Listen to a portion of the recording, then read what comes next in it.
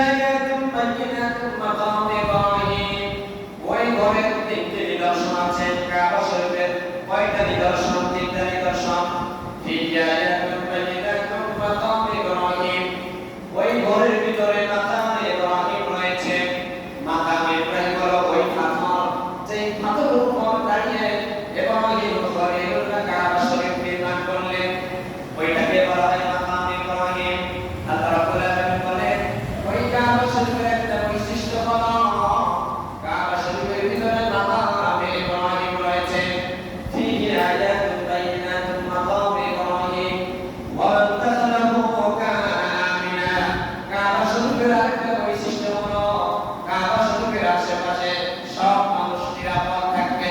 এদিন কাবা শরীফের ভিতরে যারা প্রবেশ করবে তারাও নিরাপদ থাকবে। সুবহানাল্লাহ। এরপর আল্লাহ বলে, ওয়ালিল্লাহি আলান নাসি হিজ্জুল বাইতি মান ইসতাতাআ ইলাইহি সাবিলা।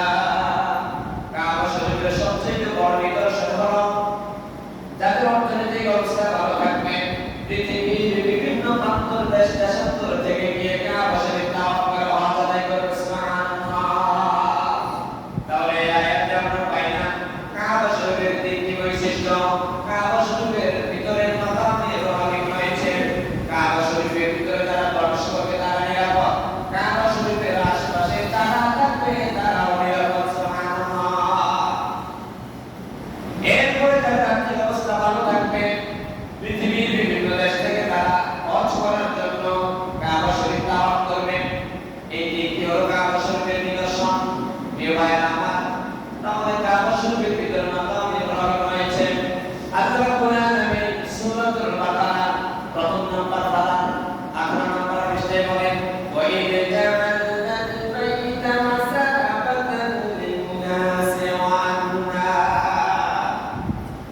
আমি কাবা শরীফকে প্রশান্তি একটা ঘর, নিরাপদের একটা ঘর হিসেবে নির্ধারণ করেছি।